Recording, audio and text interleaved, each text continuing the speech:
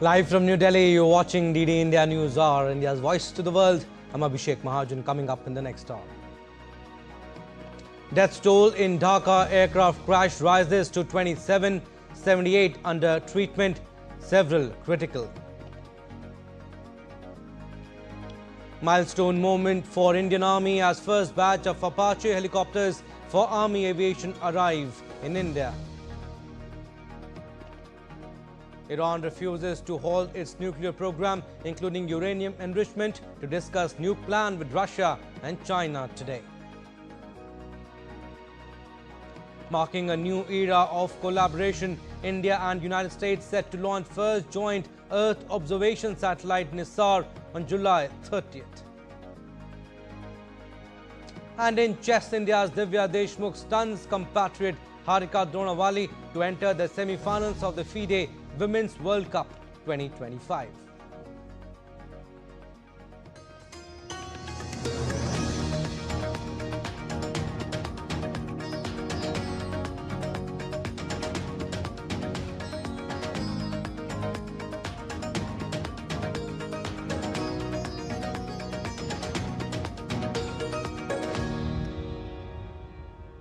All right, first up, updates from Bangladesh plane crash. The death toll in Dhaka aircraft crash has risen to 27 on Tuesday morning, while 78 others are receiving treatment at different hospitals.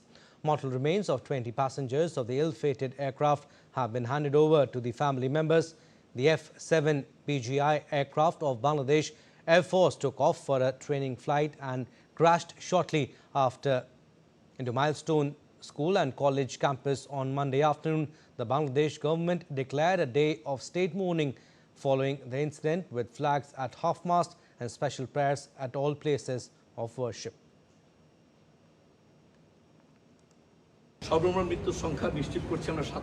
We can confirm that the total number of deaths is 27. Across all hospitals, 78 people have been admitted. Among those admitted to this hospital, several are in intensive care unit and a few are on ventilators, while some are not. Even among those in the high dependency unit, the conditions of some patients are critical. So, we are going through a very difficult time as a nation. We ask everyone to keep us in their prayers. All right, DD India's Naval Singh Parmar has more information on this, is joining us on the phone line from Dhaka. Naval Singh, the death toll from the crash of the Bangladesh Air Force training fighter jet into a school building in Dhaka rose to 27 as more people succumbed to the injuries. Tell us about the ground situation and latest on the rescue operation.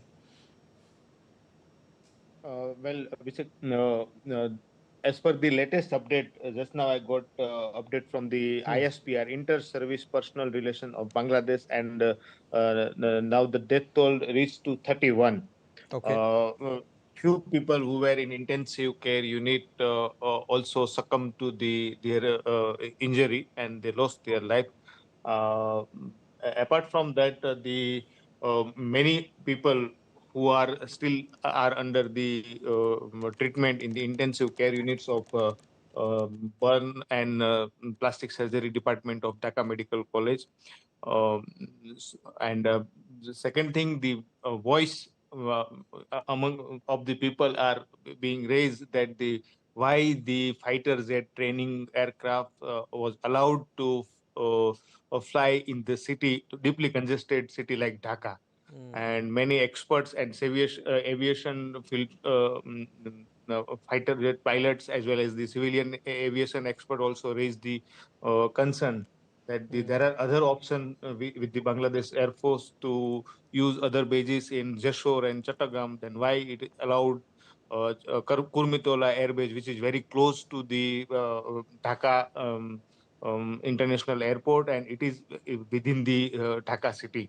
So that is the also a voice is coming from the people and the experts, and it is a very serious matter because this happened and many people lost their lives and many of them are the children. Several questions need to be answered, Naval Singh, but yes, a high-level investigation committee has been formed by the Bangladesh Air Force to determine the cause of the accident. What information can you give us on that? Yes, The ISPR today morning said in its briefing that the cause of the accident is still not known, but they form a committee to investigate the matter. But the prima facie, they believe that it is due to the.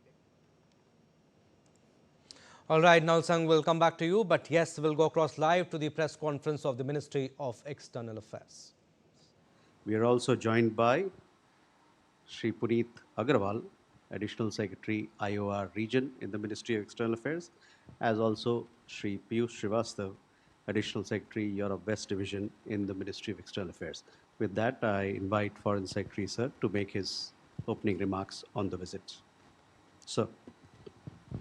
Thank you, Ranveer. Good afternoon to all of you.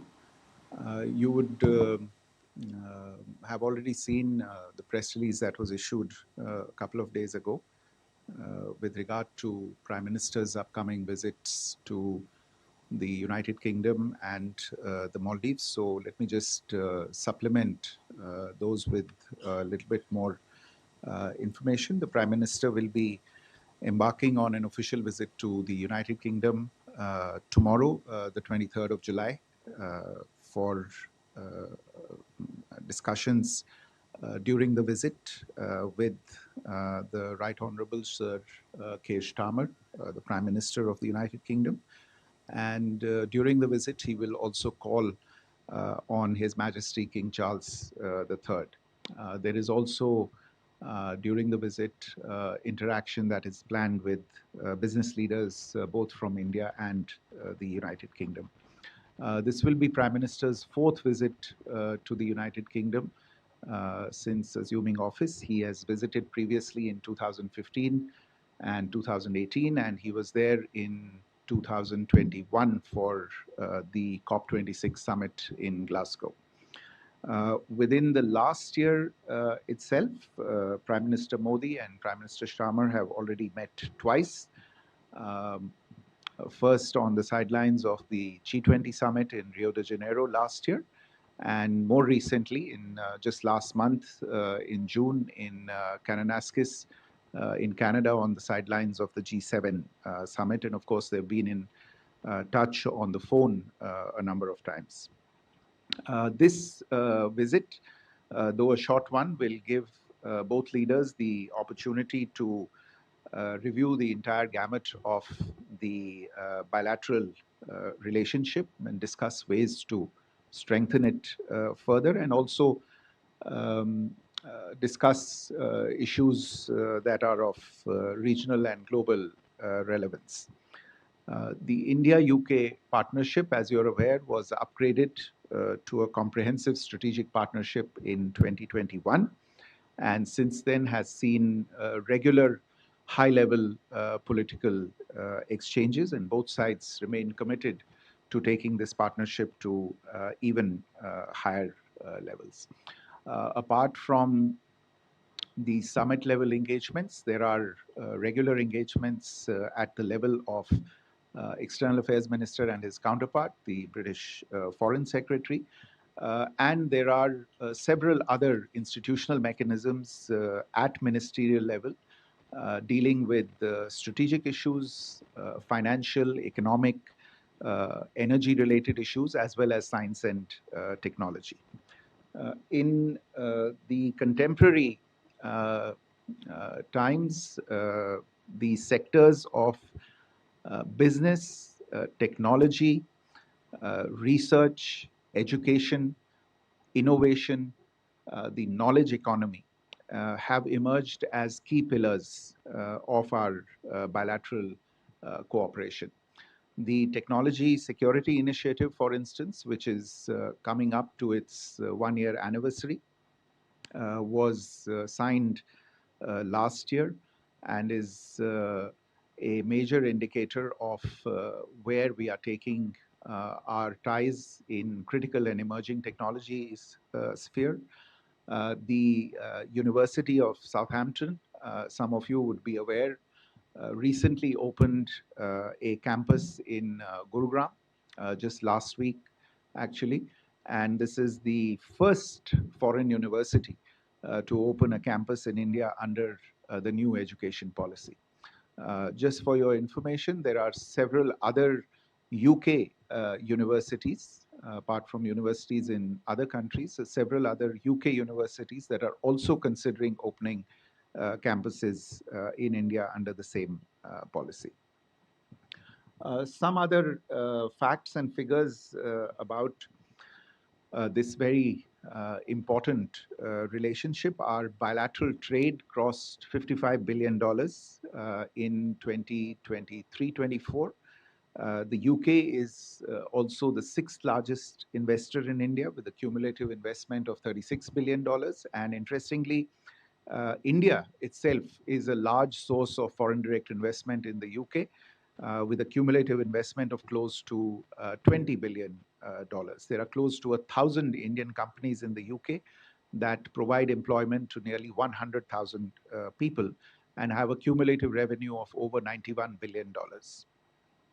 The other important aspect I wanted to point to was the UK-India infrastructure financing bridge, which is coordinated between Niti Aayog on our side and the City of London on the UK side. And this mechanism works to avail UK expertise in mobilizing finance for green infrastructure projects and in the renewable energy sector in India. In the defense sector, we are seeing regular interactions and exercises amongst all three branches of the armed forces.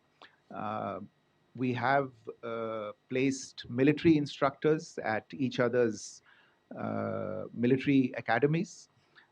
And one of the more significant partnership projects that we have embarked on in recent times is the agreement to look at electric propulsion capability between the two countries. In the health sector, all of you would be aware of the flagship cooperation between our two countries, whereby the Serum Institute of India partnered with Oxford University to develop the Covishield vaccine. More recently, the same two partners have come together to co-develop a malaria vaccine, which was approved by the WHO in 2023. The UK, as I said, continues to be a very large research and innovation partner for India. I mentioned the Technology Security Initiative a short while ago, and some of the key areas in which the TSI works is our telecom, critical minerals, artificial intelligence, biotechnology, semiconductors, advanced materials, and quantum computing. One of the most important, probably the foundational aspects of this relationship is the living bridge that connects India and the UK, people of Indian origin in the UK, nearly 1.8 million strong Indian diaspora, which has contributed to strengthening bonds of friendship between our two countries, but has also made extremely valuable contributions to UK economy and society. Let me turn to Prime Minister's visit to Maldives, which will take place on the 25th and 26th of July 2025. This is a state visit that he will be embarking on at the invitation of His Excellency President Muiz of the Maldives. You would recall that President Muiz was on a state visit to India in October 2024. Before that, he had come to India for the swearing-in ceremony of the new government that had been elected, and Prime Minister and Dr. Muiz had met earlier as well in Dubai or Abu Dhabi, I think, for the COP meeting, that Dubai for the COP meeting. The Prime Minister on this occasion will be the guest of honor at celebrations to commemorate the 60th anniversary of the independence of the Maldives, which is on the 26th of July, 2025. As a coincidence, 2025 also happens to be the year when Our two countries, India and the Maldives, are observing and marking 60 years of the establishment of diplomatic relations. The Prime Minister's state visit also happens to be the first state visit of a head of government that President Moitz is hosting in his presidency since he assumed the office in November 2023. Prime Minister, as you are aware, has been to Maldives earlier in 2018 and 2019, and this would be his third visit to the Maldives. Maldives is, as you all know, a very close partner in our neighborhood, a very important partner in India's neighborhood first policy and as part of the Mahasagar vision of India, which is mutual and holistic advancement for security and growth across regions. We have always been the first on hand to respond to the needs of Maldives in times whenever it has faced crises, natural or man-made. There has been a robust political relationship which is discussed, bolstered by regular visits at high levels. I referred to President Moitz's visit here in October 2024 when the two leaders adopted a joint vision for an India-Maldives comprehensive economic and maritime security partnership. This joint vision, in a sense, has become the guiding framework for our ties. And this year, already in the first 6 months, we have seen nearly half a dozen ministerial level visits from the Maldives. The Speaker of the Maldives Parliament has visited India. In fact, the very first engagement this year that the External Affairs Minister held was with the Foreign Minister of the Maldives. On the economic front, India is one of the largest trading partners of the Maldives. Bilateral trade is nearly $500 million. And India continues to be, Indian investors remain part of sectors such as tourism in the Maldives and other economic activities. On the economic front, one recent development which I would like to share with you is that both countries are in discussions to negotiate a free trade agreement and an investment treaty as well. And new areas of cooperation, including renewable energy, fisheries, etc., are also being worked on. One of the largest areas of bilateral cooperation is the development partnership between the two countries. India has been a traditional development partner of the Maldives, executing various initiatives through a mix of lines of credit at concessional rates, grants, buyer's credit facilities, as also conducting capacity building programs in a number of areas. The flagship project that is underway currently is the Greater Malay Connectivity Project, which has the potential to be an infrastructure game changer in the Greater Malay region, connecting 4 islands of the Maldives. There are also projects underway in the area of roads, airports, fisheries processing units, and others. We are also alleviating the pressure by helping with social housing as per the needs and priorities of Maldives.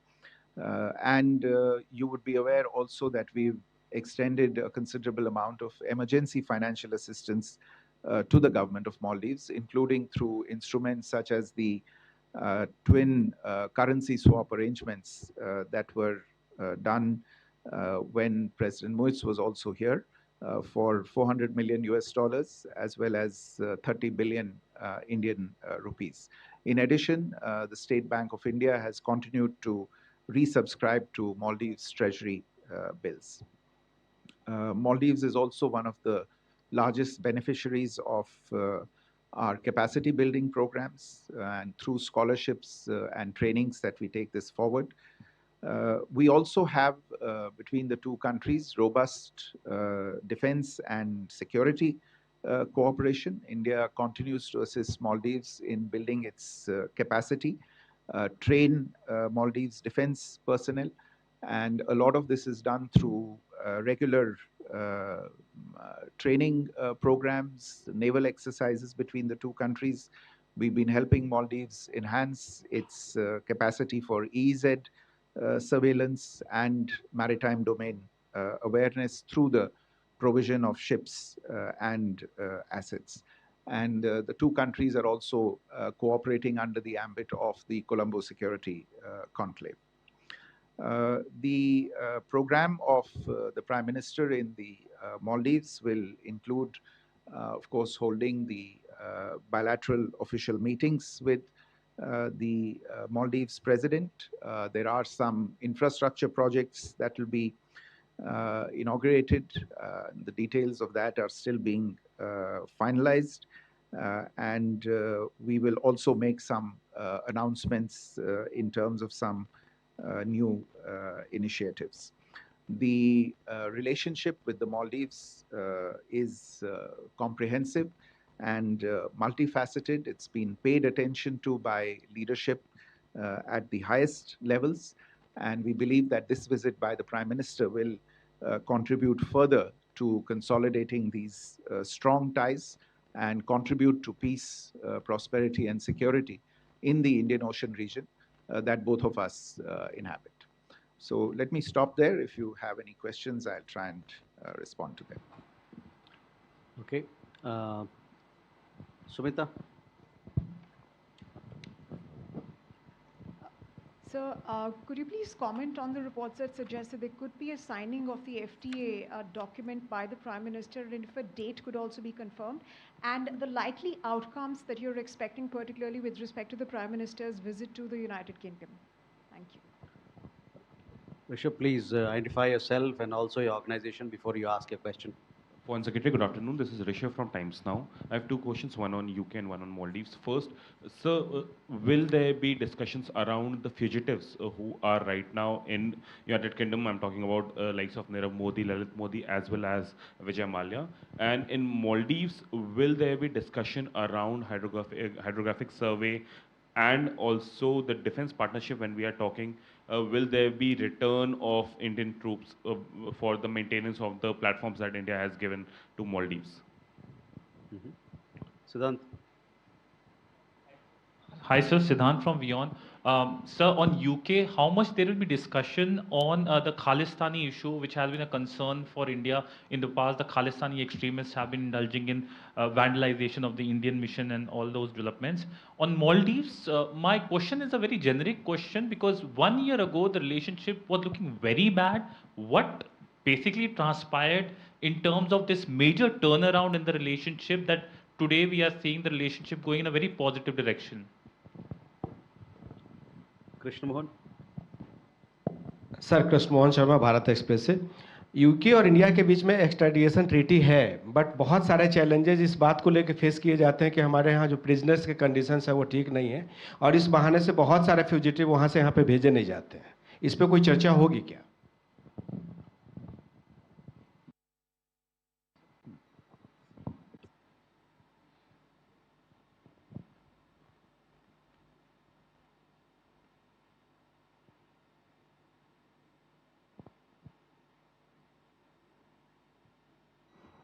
Thank you.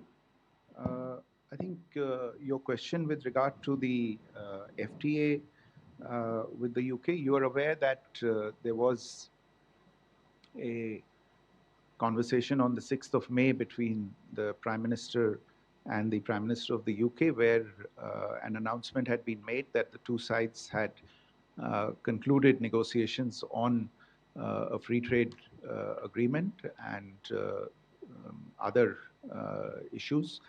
Since then, the two sides have been in very close touch with each other. There is the obvious legal scrubbing, etc., that any such agreement needs to go through.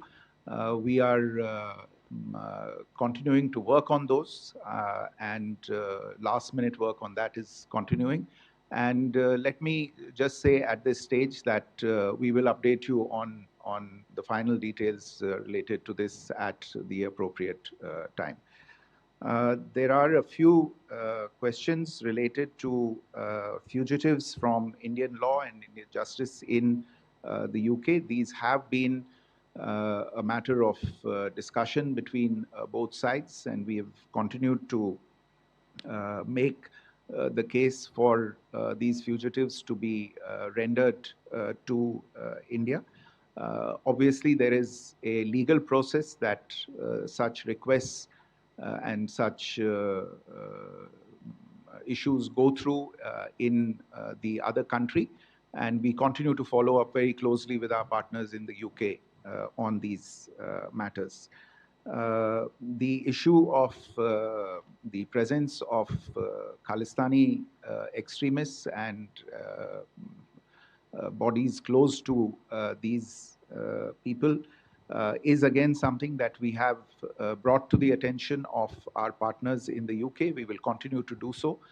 This is a matter of concern not only to us, but it should be a matter of concern to our partners as well, because this impacts social cohesion and social order in these other countries as well.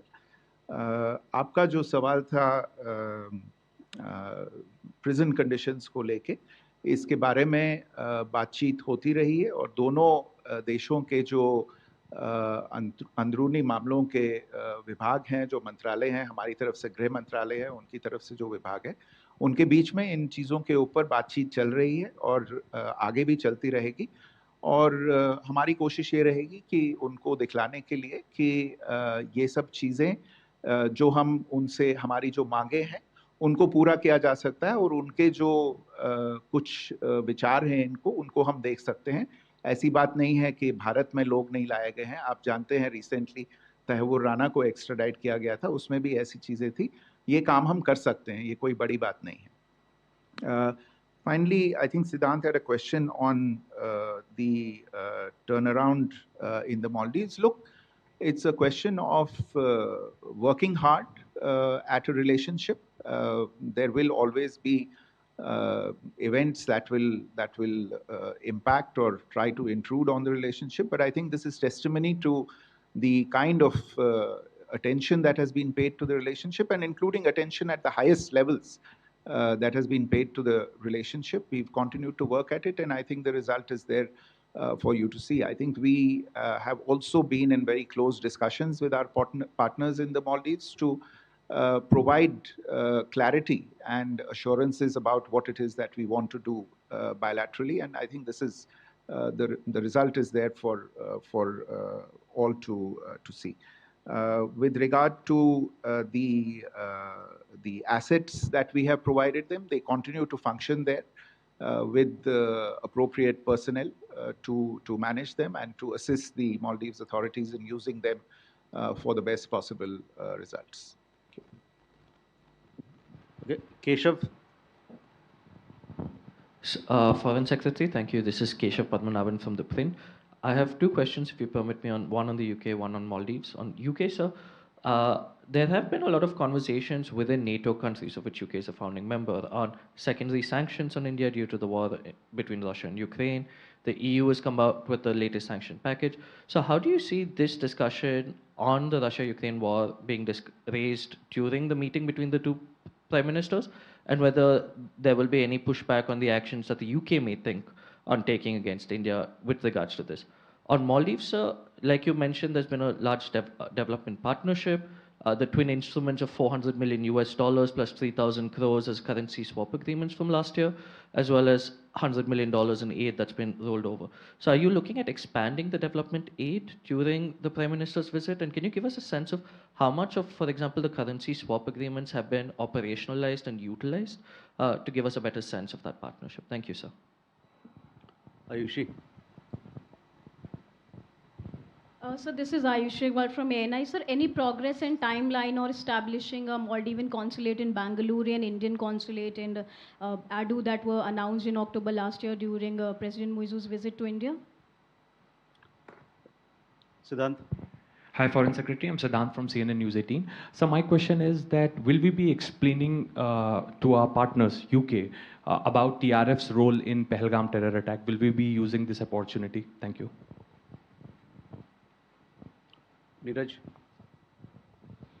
Sir नमस्ते, नीरज हूँ news 18 India से। मालदीव के साथ 2 साल पहले संबंध जब बिगड़े थे तो भारतीय पर्यटकों की संख्या मालदीव जाने वाले जो थे उनकी संख्या में बहुत गिरावट आई थी। उसके बाद मालदीव सरकार ने बहुत कोशिश भी की थी कि भारत से पर्यटक जाए। भारत का क्या एक्सपेक्टेशन मालदीव से है कि ज़्यादा पर्यटक वहाँ पहुँचे? भारत क्या एक्सपेक्ट करता है मालदीव से? Rishikesh Sir, Rishikesh from PTI. So, will there be any meeting with opposition leaders in Maldives? And the second question, with the public debt of Maldives is reaching around 135% of the GDP, and also Maldives have to pay around $1.6 billion by next year. So, is there any proposals to assist Maldives in this regard, so that they could avert default?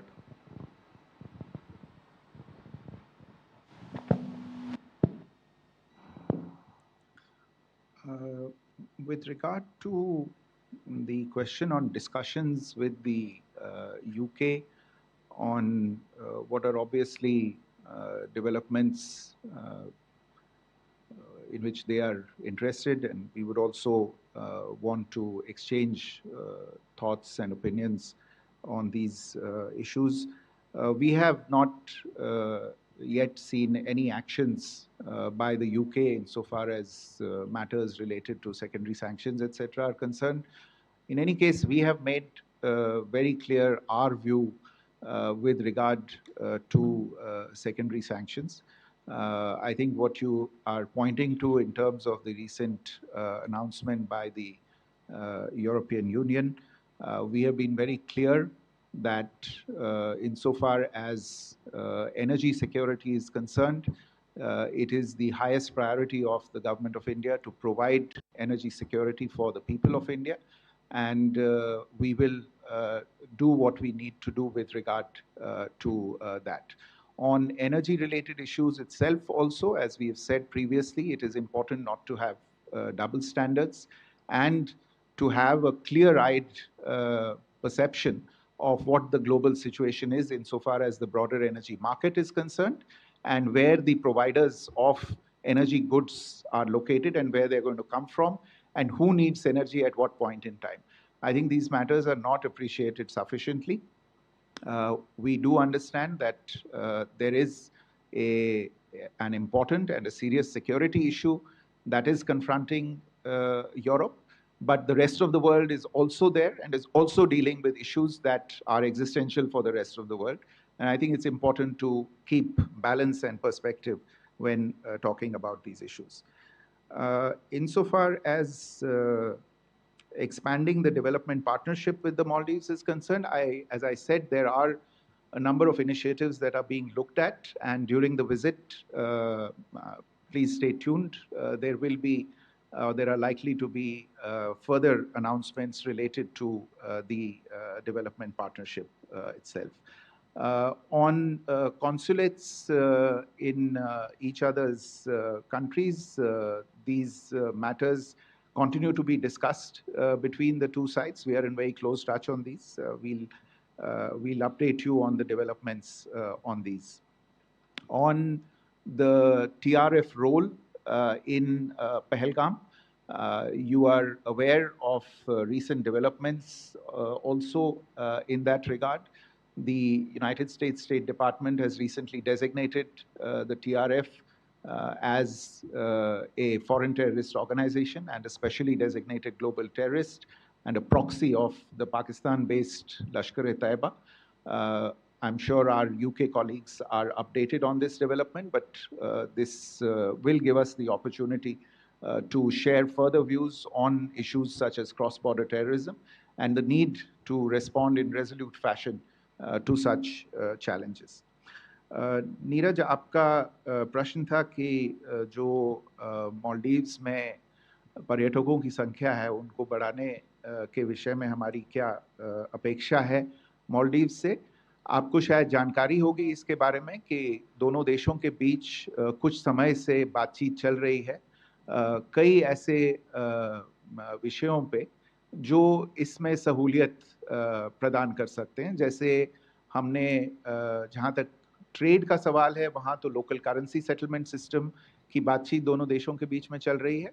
जहाँ तक पर्यटन का सवाल है वहाँ पे UPI जो कई और देशों के साथ हमारा समझौता हुआ है, मालदीव्स के साथ भी इसके बारे में एक समझौता करने पे बातचीत चल रही है। इससे पर्यटकों को काफ़ी सहूलियत पहुंच सकती है और जैसा हम हमेशा कहते आ रहे हैं, इससे पर्यटकों के जो संख्या है उसको बढ़ावा मिल सकता है। तो इन चीज़ों पे आगे बातचीत होगी और इस यात्रा के दौरान भी इस पे हम बातचीत करना चाहेंगे।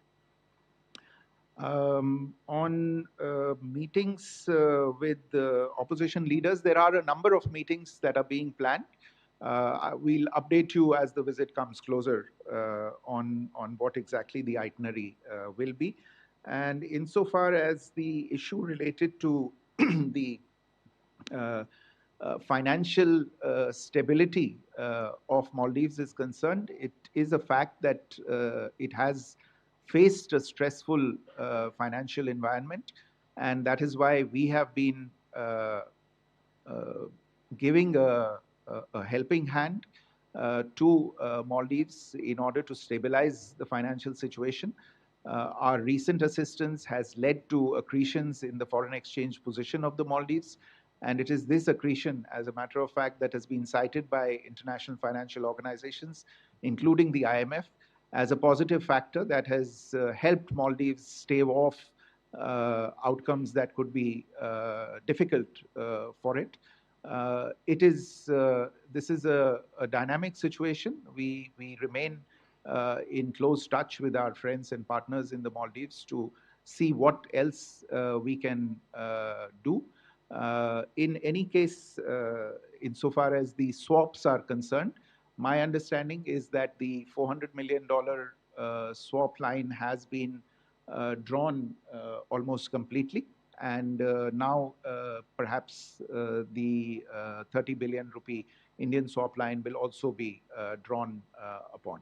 We'll keep you posted on these developments as well. If there is maybe one or two. Last two questions. Pranay. So Pranay Upadhyay from TV Today. So two clarifications. One on India-UK FTA. If you can give us the volume of this FTA and which are the tariff lines and the areas excluded from this FTA, if there are any. And on India-Maldives, there have been some infrastructure projects got stalled due to the strained relation between the two countries in the recent past. So what are the status of those projects and what do we expect how to insulate our infrastructure projects and investment of India in Maldives? Neeraj. Sir नमस्कार, मैं नीरज दुबे प्रभा साक्षी से। Sir Bharat के सहयोग से मालदीव में कई सारी विकास परियोजनाएं चल रही हैं, तो प्रधानमंत्री अपने दौरे के दौरान क्या किसी विकास परियोजना का शिलान्यास उद्घाटन करने वाले हैं? खासतौर पर भारत के सहयोग से जो मालदीव का रक्षा मंत्रालय का नया भवन बना है उसके बारे में।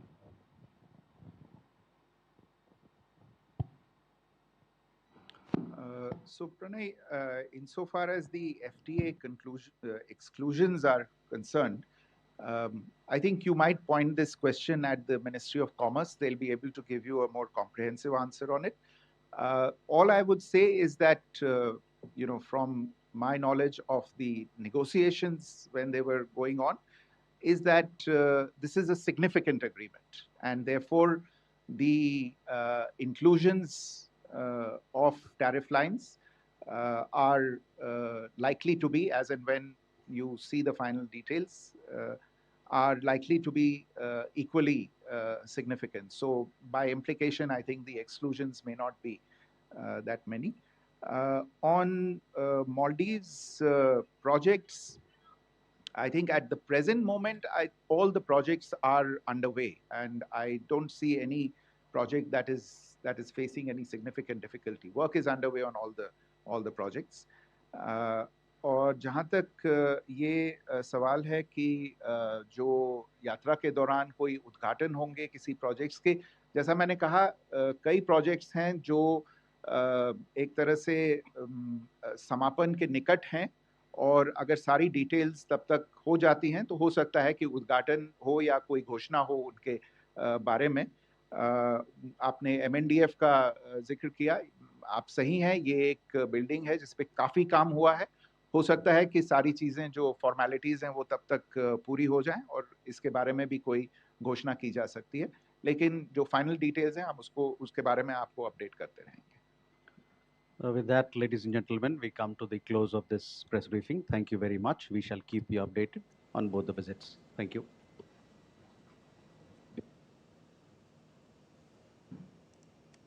All right, so this was the live briefing of the MEA on Prime Minister Narendra Modi's visit to United Kingdom and Maldives.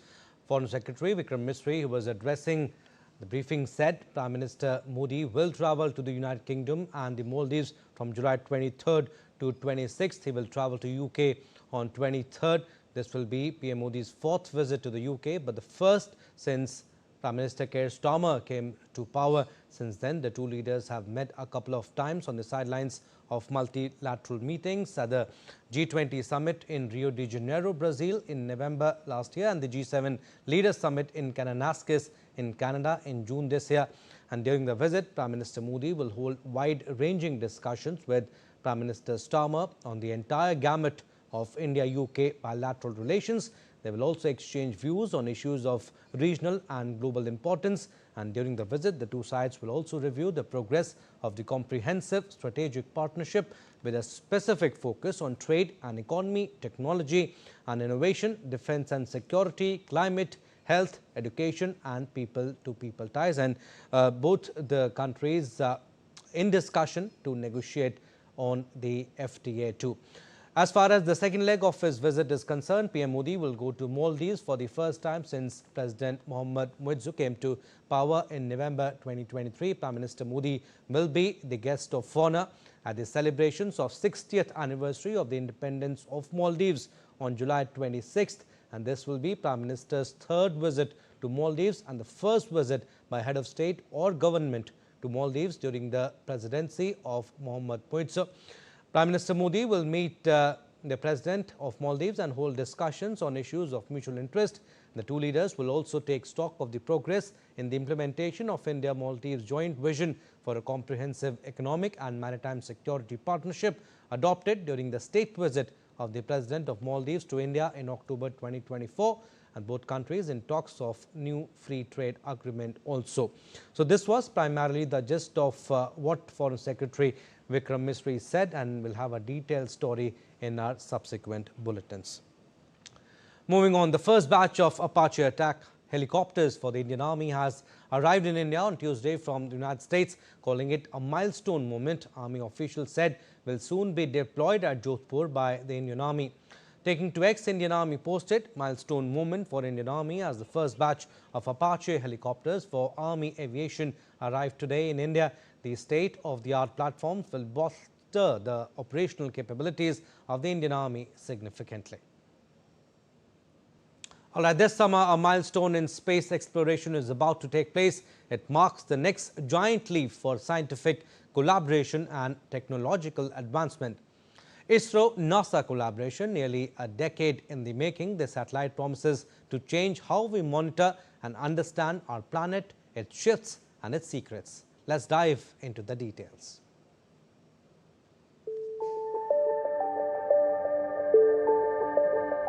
On July 30th, all eyes will be on Sriharikota, India's space hub, as ISRO's GSLV F-16 takes to the skies, carrying NISAR into orbit. The NASA-ISRO Synthetic Aperture Radar is the most powerful radar satellite ever launched and will work with precision no satellite has ever achieved. NISAR will scan the entire globe every 12 days, providing high-resolution data to track subtle changes in Earth's surface, from shifting ice sheets to seismic activity and vegetation growth. Sweep SAR technology will be used for the first time. NISAR can detect even small changes in the Earth's surface. Over 2,392 kilogram satellite will orbit around 743 kilometers above the Earth. NISAR has a massive 12-meter radar dish scanning a 240-kilometer wide swath. It can map nearly the entire land and ice surface of the Earth. Capable of mapping through cloud storms and even dense forests, dual-frequency radar can penetrate ground, revealing movements smaller than a centimeter. It will generate up to 140 petabytes of data, matching NASA's entire Earth science archive. NISAR's data will provide a detailed and continuous record of Earth's most vital surfaces, helping decision makers worldwide protect what matters most. Over here is a 1/3 scale model of what NISAR will look like when it's on orbit. What you see here is the spacecraft bus is this square cube over here on the right, and that's what provides all the services to operate the satellite. These solar array panels are attached to the spacecraft bus, and that's for powering the system. Now, this octagonal gold structure, that's what houses the two radar systems. The radars are then used to illuminate this very large antenna you see here, and that's probably the most prominent feature that the NISAR satellite. A shared vision between NASA and ISRO, NISAR, symbolizes not just the merging of technological prowess, but a partnership that extends across borders, which ensures perfect scientific collaboration between nations for the benefit of the entire humanity and the Earth. This mission is a testament to the strength building on the success of past programs like Chandrayaan-1 and Axiom Mission 4. A new chapter in space cooperation between India and the United States. NISAR not just strengthens our understanding of Earth, but our bonds of cooperation and shared scientific ambition. The countdown for the launch has begun, but the spirits at both ISRO and NASA are already soaring high. Bureau Report, DT India. And in a move to ensure safety, Air India on Tuesday has finished inspections of the fuel control switch locking mechanism on all its Boeing 787 and Boeing 737 aircraft. The directive came on July 14 from India's aviation regulator. Directorate General of Civil Aviation. Boeing 737 aircraft are operated by its low-cost subsidiary Air India Express. The airline had already begun voluntary checks on July 12, even before the order, and completed all inspections within the DGCA's timeline. No issues were detected in the locking mechanisms during the inspections. In a statement, Air India reaffirmed its commitment to the safety of passengers and crew and confirmed that the findings have been shared with the regulator. With this, both Air India and Air India Express are now fully compliant with the DGCA directive. Now, a trilateral meeting between Iran, Russia and China will take place today to discuss Tehran's nuclear program and the United Nations snapback mechanism. The snapback is a rule within the 2015 nuclear deal that allows participating countries to trigger a UN Security Council process that could automatically reimpose broad sanctions on the Islamic Republic if it's deemed to be violating the agreement. The meeting will take place in Tehran at the level of Foreign Ministry Director Generals. Britain, France and Germany have warned they would use the mechanism which would reimpose international sanctions on Iran if there was no progress on nuke talks by August. Iran's Deputy Foreign Minister said there were currently no plans to resume nuclear talks with the United States, with whom Tehran held 5 rounds of indirect negotiations prior to Israel strikes on Iran last month. Iranian Foreign Ministry spokesman Ismail Baghai will hold nuclear talks with the E3 and EU diplomats on Friday in Istanbul. He added that Tehran would also seek answers because the countries did not condemn the Israeli and US strikes. An Iranian Foreign Minister Abbas Araghchi said that Iran has no plans to abandon its nuclear program, including uranium enrichment, despite severe damage to its facilities after US strikes last month. He stressed that any future nuclear deal would have to contain the right to enrichment. Regarding negotiations with the United States to de-escalate regional tension, Araghchi said Iran is open to talks but not direct for the time being.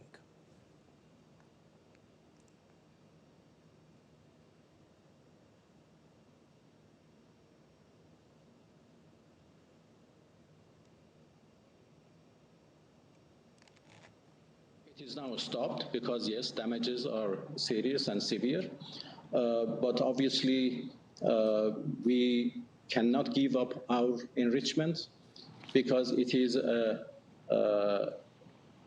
achievement of our own scientists, and now more than that, it is a question of national pride. if they are coming for a win-win solution, I am ready to engage with them. I mean that we are ready to do any confidence-building measure needed to prove that Iran's nuclear program is peaceful and would remain peaceful forever, and Iran would never go for nuclear weapons. And in return, we expect them to lift their sanctions. This is a win-win game, and we are ready to engage in that. Meanwhile, Tehran blamed European powers for the failure of the 2015 nuclear deal, accusing them of breaking their commitments, which lifted sanctions on Iran in return for restrictions on its nuclear program. The European parties have been at fault, both due to negligence and failure to fulfill their obligations under the JCPOA.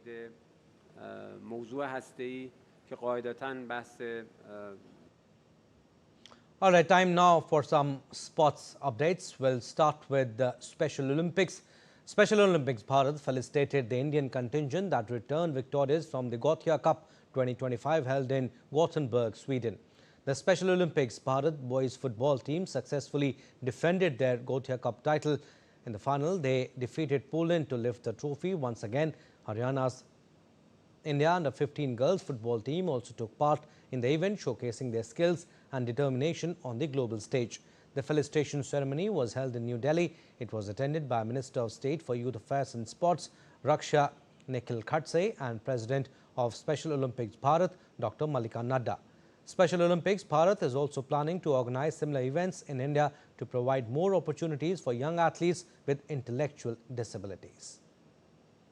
ये पूरे mission में हम सब लोग जुड़े हैं और एक अच्छी भावना के साथ हम प्रयास कर रहे हैं कि हमारे देश के सभी एथलीट्स वो किस भी क्षेत्र से आए या कौन से भी रीजन से आए, लेकिन हमारे सभी एथलीट्स आगे बढ़े और हमारे देश को भी आगे बढ़ाए। और ख़ास करके जब इतने एफर्ट्स, खास करके हमारे स्पेशल ओलंपिक के जितने भी एथलीट्स हैं, उनके लिए हमारे फेडरेशन के माध्यम से जो भी एफर्ट्स सभी राज्यों में से अपने अपनी तरफ से लिए जा रहे हैं, वो काफ़ी बड़ी बात है। और ये बहुत बड़ी बात है कि आपके माध्यम से आज पूरे देश में एक मैसेज आप लोगों ने पहुंचाया है कि हम भी किसी से कम नहीं। Our special athletes did wonders, bringing laurels to our country and again getting the Gothia Cup in the finals. We want every special person, every Divyangjan to get a partner, to get a friend, to get a mentor who will and be with them and be their guardian and lead them to be independent members in the society. Chess now. India's Divya Deshmukh defeated compatriot Harika Dronawali on tie breaks to enter the semi-finals of FIDE Women's World Cup 2025. Divya drew both Game 1 and Game 2 of the quarterfinals against Harika to take the contest to tie breaks. Divya went on to beat her senior in consecutive games in tie breaks to book her spot in the semi-final, where she will meet China's Tan Zhongzhe. Now, Divya Deshmukh joins Koneru Hampi in their last four stage. Hampi beat China Yu Jin Song in the quarterfinals to become the first Indian to enter the semi-final stage of the World Cup. Hampi will face China's In Li Dengzhai, the Game 1 of the semi-finals beginning Tuesday. Cricket now. India women's cricket team is set to clash with England in the series deciding third one-day international at Chester Street on Tuesday. Visitors India defeated England by 4 wickets in the first game but fell short in the rain-curtailed second ODI at Lord's to leave the 3-match series evenly poised at 1-1. The Indian batters have struggled against the English spin attack led by Eccleston, who took a 3-for in the second ODI. India will eye a comeback and try to find the rhythm they had in the first game, where they chased down 259 with 10 balls to spare. The series is significant for both teams as the ODI World Cup is scheduled to start in 2 months' time.